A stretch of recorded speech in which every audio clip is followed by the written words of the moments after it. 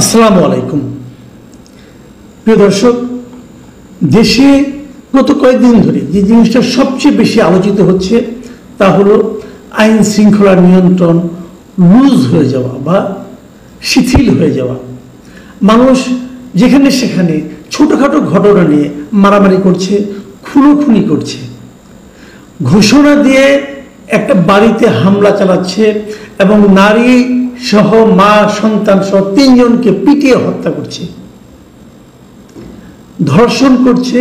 ধর্ষণের ছবি আবার ফেসবুকে এবং সোশ্যাল মিডিয়ায় ছড়িয়ে দিচ্ছে। সারা দেশে একটা মবের আতঙ্ক তৈরি হয়েছে।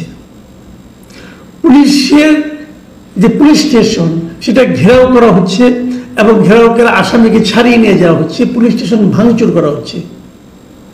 কোথাও আবার দেখা যাচ্ছে একজন লোককে ধরে নিয়ে বলা হচ্ছে এই স্বৈরাচারের অথবা ফ্যাসিস্টের দোষর একে অ্যারেস্ট করতে হবে, তার বিরুদ্ধে কোনো মামলা থাকুক বা না থাকুক সেটাও করতে বলা হচ্ছে। দাঙ্গা হচ্ছে, মারামারি হচ্ছে, অপহরণ হচ্ছে। এগুলো আমরা ব্যাপকভাবে মিডিয়াতে দেখছি, আমাদের আশেপাশে দেখছি। কেবল মিডিয়াতে দেখছি তাই না, কিন্তু মিডিয়া পড়ে আমরা জানছি না, আমাদের আশেপাশেও দেখছি এই ঘটনাগুলো ঘটছে। মানুষ নিরাপত্তাহীনতায় ভুগছে। মানুষ জানে না রাস্তায় বের হওয়ার পর যদি তাকে কেউ কোনো একটা স্বৈরাচারের দোষর হিসেবে ট্যাগ দিয়ে মারধর করে তাকে ফেরানোর জন্য কেউ আসবে কিনা এটা কেউ জানে না। এমন অবস্থায় আজকে প্রধান উপদেষ্টার অফিস থেকে একটা প্রেস ব্রিফিং করা হয়েছে এবং তারা দাবি করছে যে বিভিন্ন মিডিয়ায় অপরাধ বৃদ্ধির যে খবরাখবর আসছে এটা আসলে পুরোপুরি সঠিক নয়। এবং এই বিষয়টা প্রধান উপদেষ্টার যে সামাজিক যোগাযোগ মাধ্যম আছে, ফেসবুক পেজ আছে, সেখানেও এই বিষয়টা উল্লেখ করা হয়েছে, উনিও লিখেছেন। এবং ইন্টারেস্টিংলি হলো সেখানে এর সাপোর্ট হিসাবে তারা পুলিশের দেওয়া দুটো পরিসংখ্যান উপস্থাপন করেছেন এবং এই পরিসংখ্যানগুলিতে তারা নানা ধরনের চিত্র দেখিয়েছেন। একটা হলো গত 2020-এর জানুয়ারি থেকে 2025-এর জুন পর্যন্ত তারা একটা বছর ভিত্তিক পরিসংখ্যান দিয়েছেন। আরেকটা দিয়েছেন যে এই 2024-এর সেপ্টেম্বর থেকে 2025-এর জুন পর্যন্ত প্রতি মাসের একটা হিসাব তারা দিয়েছেন। বিভিন্ন বিষয়, ডাকাতি কত হয়েছে, দস্যুতা, খুন, দ্রুত বিচার, দাঙ্গা, ধর্ষণ, অ্যাসিড নিক্ষেপ, এরকম নানাগুলি ক্যাটাগরিতে তারা এগুলো দিয়েছেন। এবং এটা দেওয়ার মাধ্যমে এর উপর নির্ভর করে তারা বলতে চেয়েছেন যে এই সময় আসলে অপরাধ তেমন একটা হয়নি। প্রেস ব্রিফিং যেটা হয়েছে সেখানে প্রধান উপদেষ্টার যিনি উপ প্রেস সচিব আবুল কালাম আজাদ মজুমদার, তিনি যে জিনিসটা বলেছেন, আমি এখন 2-1 জিনিস আপনাদের পড়ে শুনুন। বলেছেন গত 10 মাসে বড় অপরাধের ক্ষেত্রে স্থিতিশীলতার প্রবণতা দেখা যাচ্ছে। মানে যে অপরাধগুলি বড় বড় অপরাধ, খুন টুন হাবিজাবি, এগুলোর ক্ষেত্রে স্থিতিশীলতা দেখা যাচ্ছে, মানে বাড়েওনি কমেওনি।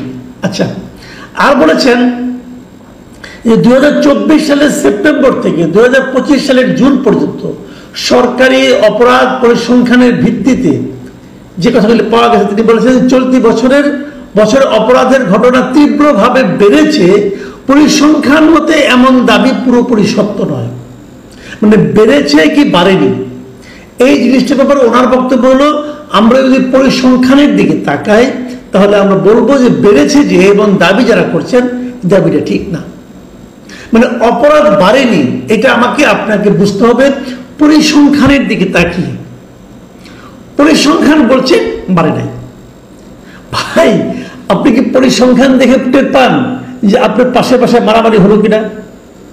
ওই যে মিটফোর্ডে চাঁদার দাবিতে অথবা যে কোনো কিছুতে একটা লোককে যে পিটিয়ে মেরে ফেলা হলো, ওই লোক কি পরিসংখ্যান দেখে তারপর দোকান খুলেছিল? তাহলে তো তার মরার কথা ছিল না।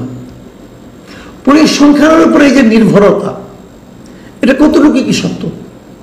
এবং এই পরিসংখ্যানটা কে তৈরি করেছে? পুলিশ তৈরি করেছে। কার পুলিশ? এই সরকারের পুলিশ।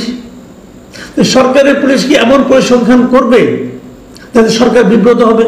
বাদ দেন এই কথাও। সরকারের পুলিশ যখন একটা খুনের হিসাব করে অথবা দাঙ্গার হিসাব করে, কোন দাঙ্গাগুলি তারা বলতে পারে, যে সমস্ত দাঙ্গায় তাদের এখানে মামলা হয় সেগুলো নিয়ে তারা বলতে পারে। যেগুলো মামলা হয় না, সেগুলো কেউ জানে না। কিন্তু মানে পরিসংখ্যান নিয়ে বলার আগে না আমি একটা কথা বলার লোভ আসলে সামলাতে পারছি না। অনেক আগের কথা, আপনার মার্কিন সাহিত্যিক ছিলেন, বিখ্যাত সাহিত্যিক, যাকে নাকি অনেকেই রসিকতার জন্য খুব বিখ্যাত বলেন, তিনি হলেন মার্ক টোয়েন। মার্ক টোয়েন একটা কথা বলেছিলেন।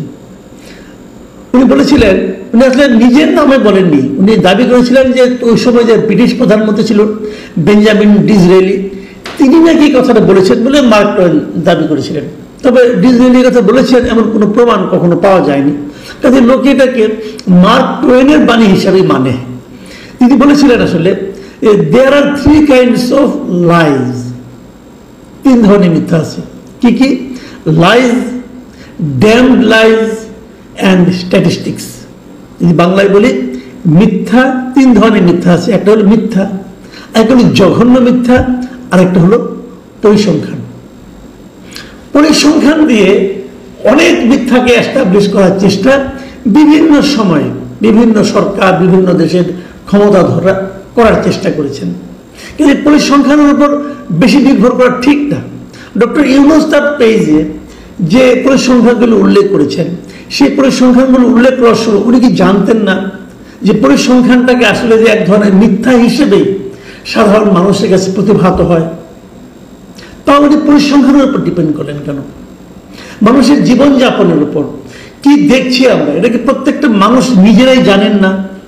জানেন তো। তাহলে আমি ভালো আছি কি নাই, এটা আপনি প্রধান উপদেষ্টা পরিসংখ্যান দিয়ে আমাকে প্রমাণ করবেন, নাকি আমি নিজেই আমার গায়ের চামড়া দিয়ে টের পাবো যে আমি ভালো আছি কি নাই? আমি ভয়ে আছি না আনন্দে আছি, এটা তো আমি রাস্তায় বের হলেই টের পাই। আপনি কি পরিসংখ্যান দিয়ে প্রমাণ করবেন যে আমি খুব নিরাপদের মধ্যে আছি? বাজারের জিনিসের দাম বাড়লো কি বাড়লো না, যখন আপনি বাজার করতে যান তখনই আপনি জানেন। আপনি বাজারে যে একটা জিনিস কাঁচা মরিচের দাম গত কয়েকদিনে 250 টাকা করে বেরিয়েছে, আপনি গেলেন বাজারে, বাজার থেকে আসলেন এবং বাণিজ্য উপদেষ্টা পরিসংখ্যান দিয়ে প্রমাণ করলেন যে কাঁচা মরিচের দাম আসলে কম। করতেই পারেন, কিন্তু সেই প্রমাণটাকে আপনার ঘরের শান্তি, ঝালের শান্তি ফিরে আনবে না তো। তো এই সমস্ত পরিসংখ্যান যখন দেওয়া হয় তখন বুঝতে হবে আসলে ওনাদের আর কিছু বলার নাই, আর কোনো লজিক নাই। যখন লজিক না থাকে তখন এই ধরনের পরিসংখ্যান ভিত্তিক তত্ত্ব এবং তথ্য দেওয়ার প্রবণতা বেড়ে যায়। আমরা সরকারকে অনুরোধ করব, ভাই পরিসংখ্যানের হিসাব বাদ দেন। আপনি যদি পরিস্থিতি ভালো করতে পারেন সেটা আপনাকে বলতে হবে না, জনগণই বলবে। যেমন গত রমজানে জিনিসপত্রের দাম আপনারা নিয়ন্ত্রণে রাখতে পেরেছিলেন, জনগণ বলেছে, আপনাকে কষ্ট করে পরিসংখ্যান দিতে হয় নাই। যখন আপনারা পরিসংখ্যান দেন, আমার বিবেচনায় আপনি একটা হাস্যকর কাজ করেন এবং জনগণের কাছে নিজেদের অক্ষমতাকে ঢাকার একটা হাস্যকর প্রচেষ্টায় লিপ্ত হন। আমরা এটা চাই না। এদেশের মানুষ খুব ভালো বোঝে দেশে আইন শৃঙ্খলার পরিস্থিতি কেমন আছে। আমাদের অনুরোধ, এদেশের মানুষকে বোঝার চেষ্টা করেন, মানুষকে বোকা বানানোর চেষ্টা করেন না। প্রিয় দর্শক, এখন এই পর্যন্তই। আল্লাহ হাফেজ।